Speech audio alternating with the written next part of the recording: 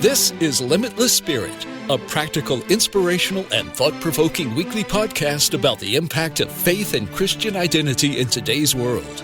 And now here's your host, champion of Jesus and people who love him, world traveler and co-founder of World Missions Alliance, Helen Todd. Welcome to the Limitless Spirit podcast. Today we continue our conversation about living a life of destiny versus a life of faith. It's a bittersweet day today. I lost a friend whom I have known for 21 years. He has made over 50 mission trips with World Missions Alliance. He funded them through his windshield repair business, and he called it his tent-making business, but his true identity was in winning souls to Christ in the nations.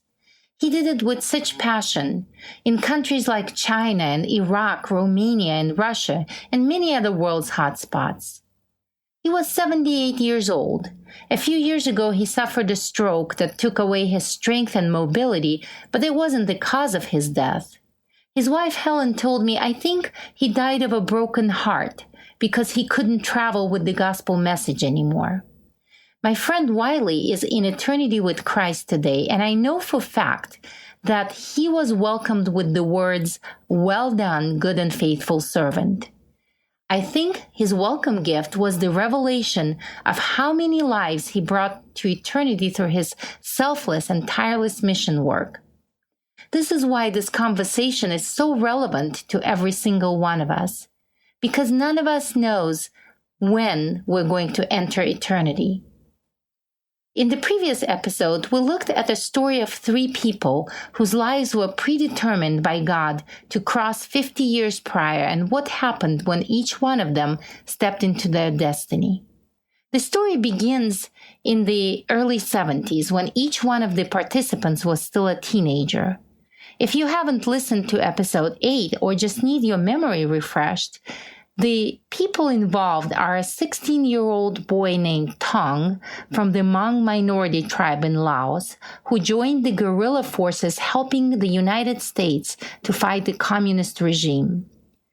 An 18-year-old American soldier who was dropped off in Vietnam with minimal training, and a teenage girl whose only exposure to the war was a book about the killing fields in Cambodia, and it stirred her heart with a deep compassion for all the people involved in that conflict.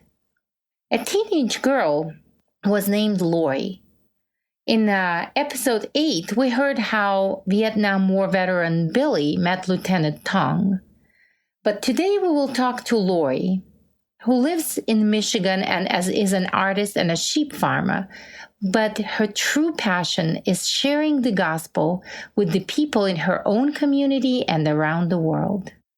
So the story starts over 40 years ago, and what were your thoughts about the war in Vietnam and in that part of the world? I graduated from high school in 1975, so some of the brothers of my friends that were a little bit older had been drafted and were in that war. But I was in high school, and so just, not quite involved enough. It didn't affect my family directly. But of course, it did have an impact. I remember when the book came out called The Killing Fields, and I don't remember what year that was published. But I read that book, and I'm thinking back now so many years later that I didn't realize that deep in my spirit, that book had affected me so greatly until God told me to go to Thailand and sent me to World Missions Alliance to do that. And now, even as we're talking, I remembered that book. What was in that book specifically that made such a deep impact on you? Oh, the horror. It was so horrifying. And, I remember about the rice paddies and just the different scenes that were described in it. And we have a Thai restaurant here in our town that has a huge mural on the back wall of a photograph, this blown up photograph of the rice paddies. And honestly, it's hitting me now that when God specifically said, go to Thailand, I did not want to go. And I put off acknowledging that was what he really wanted me to do. And I think that part of that was I had that memory, that whole Vietnam, the Viet Cong, the things that I had read, not experienced, firsthand or secondhand through family so much, But that book really impacted me. And I think that my conversations with the Lord a year ago, that there was something deep in my heart.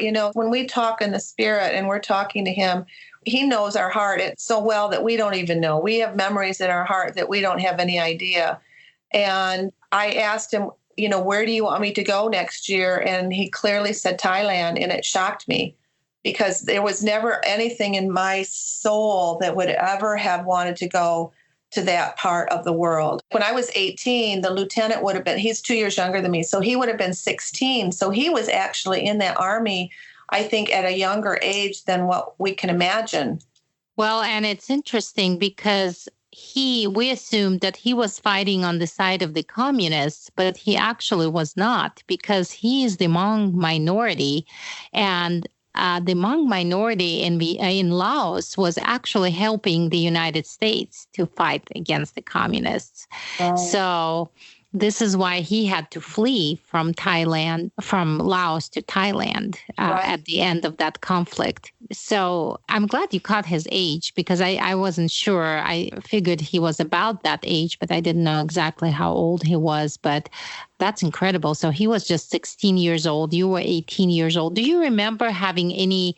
I have not read the book that you're referring to, but I don't know what perspective it brought. But did you feel having any negative feelings towards the people there, like viewing them as enemies, or more as compassion and pity? Oh, no, compassion. Obviously the Viet Cong was the enemy.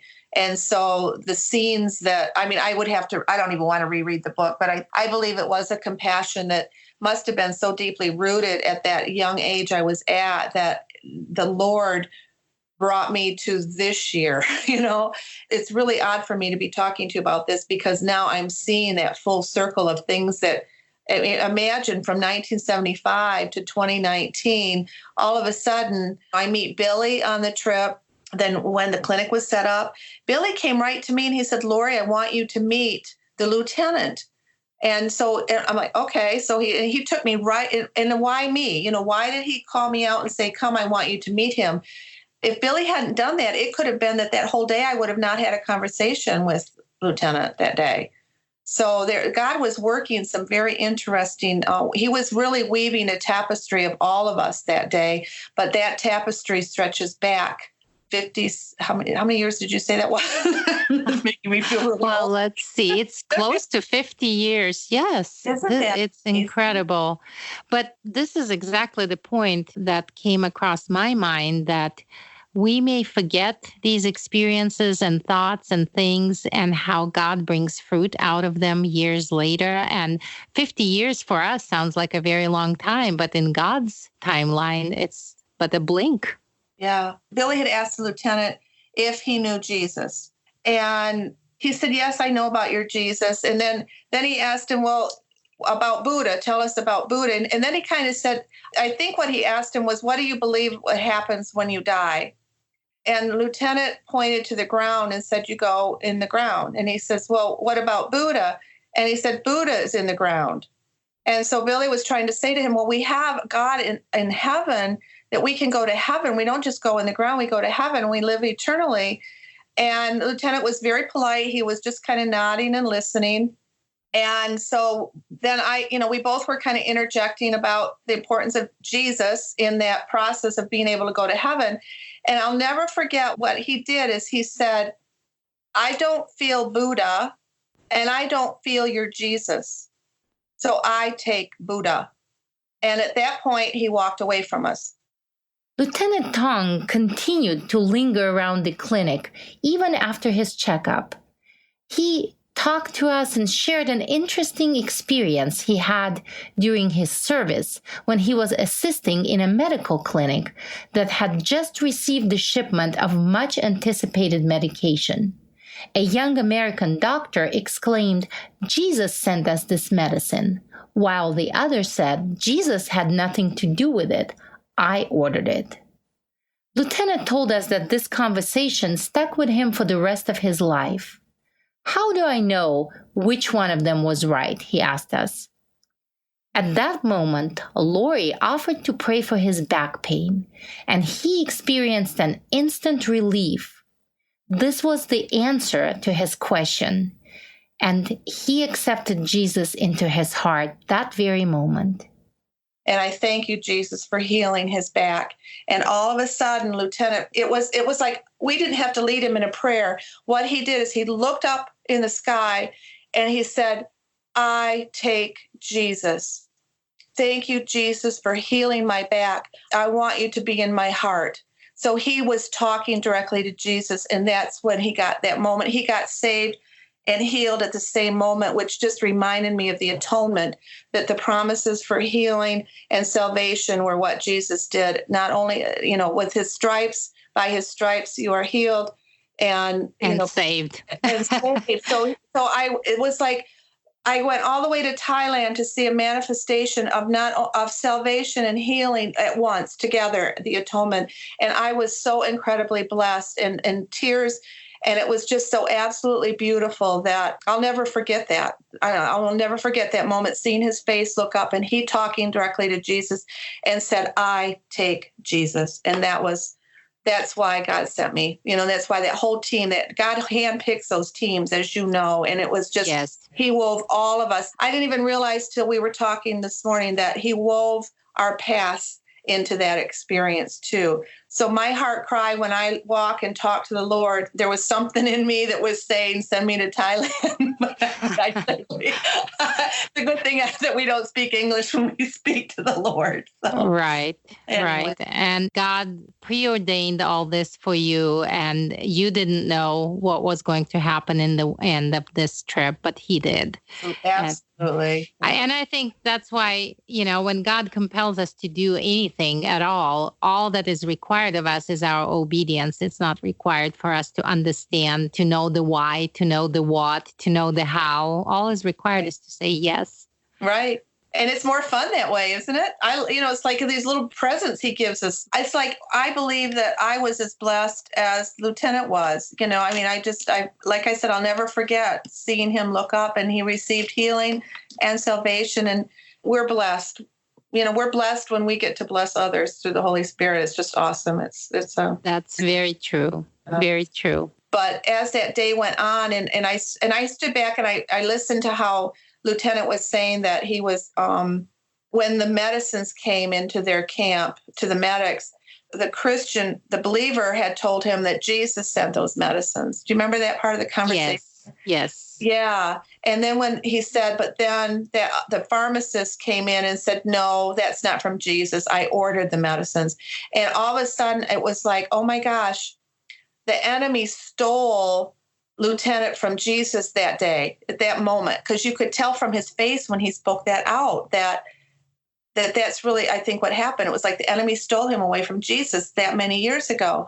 So one of the things I asked the Lord before I committed and really said, okay, I'm going to Thailand, and myself and I did not want to go to Thailand, but I knew the Lord wanted me to. And I asked him one day, I said, why are you sending me? And he said, because I know that when I send you across the world, even if it's for one person, that you will do it. And so that day, later, after everything happened and was set up that day by the Lord, that was what he reminded me of. The biggest difference between a life of faith and a life of destiny are moments like this, when we still have our feet on this earth, but we get to touch eternity. I find it interesting that each one of these people was an unwilling participant.